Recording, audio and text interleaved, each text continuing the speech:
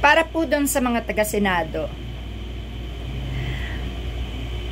sana pakinggan nyo ang sigaw ng taong bayan. Sana wag naman ganyan. Alam nyo, Senator Chis Escudero, niloloko na kayo ni Sara Duterte. Alam nyo, hindi naman bobo ang mamamayang Pilipino eh. No? Bakit kailangan yung i-delay ang impeachment ni Sara Duterte? Nandyan man o wala si Sara Duterte, ituloy nyo ang impeachment. I-impeach kung wala siya. Wala eh, tinakasan niya eh. Nilayasan niya kayo. Sinadya niya yan. Ano pang excuses ang kailangang ibigay niya?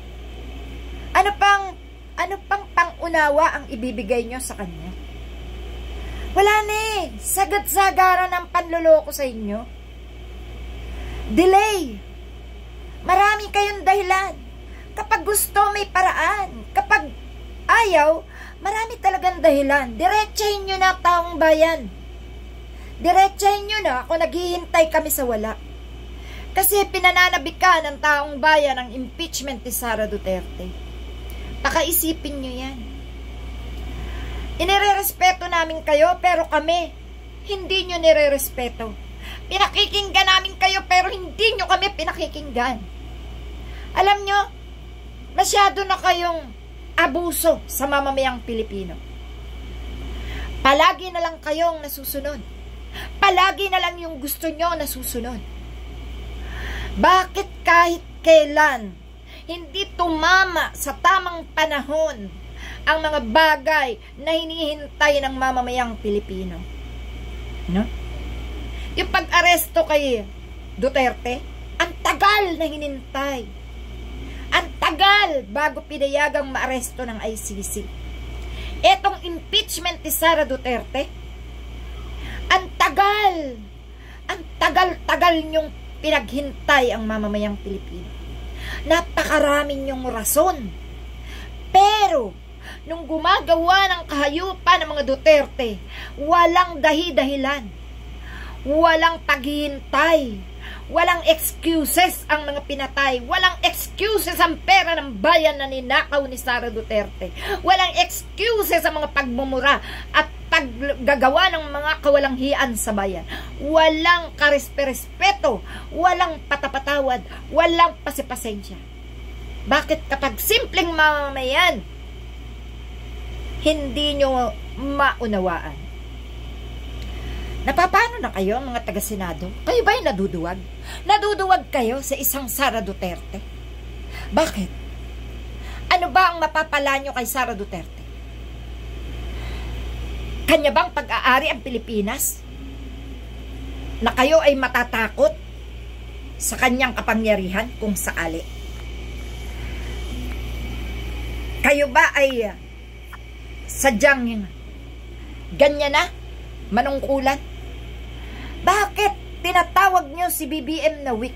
Pero kayo'y numero 1 sa mga weak. Para kayong mga pagong. Hindi nyo pagdesisyonan ang isang bagay. Hindi desisyonan nyo lang naman dito. Yung pagiging abusero ni Sara Duterte. Yung hindi niya pag-attend sa tamang petsa ng impeachment. Yan lang naman ang inyong didesisyonan. Bakit yung isang bagay kapag hindi dumating sa inyo, cancel na? Bakit yung isang bagay na kapag hindi nasunod sa inyo ng mamamayan, wala na, hindi na mahahabol pa? Pero bakit ito? Kriminal? Matatawag ng kriminal yan. Bakit? Yung pagbabanta niya sa buhay ng leader, yung paglustay niya ng pera ng bayan na kung sino-sino ang kanyang ginagamit at itinuturo na pinagbigyan, hindi ba yung pampaikot ng mga utak ninyo dyan sa Senado? Nakahanda na lahat? Nilayasan kayo? Umayag kayo, nilayasan kayo. Ay ngayon lang ako nakakita ng Senado na kayang-kayang paikutin ng Vice President na walang kwenta. Walang kwenta si Sara Duterte. Wala. Huwag nyo rin hayaan na pati kayo maging walang kwenta sa mamamayang Pilipino. Huwag nyo rin hayaan na kayong mga nandyan sa Senado ay palaging tiklop ang tuhod sa mga Duterte. Nakakahiya kayo. Hindi kayo namin pwedeng ipagmalaki. Hindi kayo pwedeng maging presidente sa mga susunod na eleksyon. Kasi, ngayon palang nakikita na namin ang mga kahinaan nyo. Kahinaan ng loob, kahinaan ng tuhod, kahinaan ng mga desisyon, no? Kahinaan ng mga, lahat naman kayo nakapag-aral dyan. Pero bakit hindi nyo alam kung paano kumakastigo ng isang pasaway na politiko na nakaupo sa gobyerno? Pakisagot nyo nga po, sir. Pwede ba? Gawin nyo na ang Senado ay magkaroon ng pangil na kinatatakutan kahit ng presidente o vice president. Ang dami-dami nyo dyan. Wala kayong magawa kay Sara Duterte. Pasensya na kayo kung nakakantsawa namin kayo. Kasi kayo rin naman na may kagagawan. Nagpapakita kayo ng kahinaan. Kahinaan ba o talagang gusto nyong konsintihin si Sara Duterte? Yan po ang tanong namin. Kaya po, pwede ba? Hindi po kami naniniwala dun sa mga excuses na sinasabi nyo. Talagang sinadya na i-delay ang impeachment ni Sara Duterte.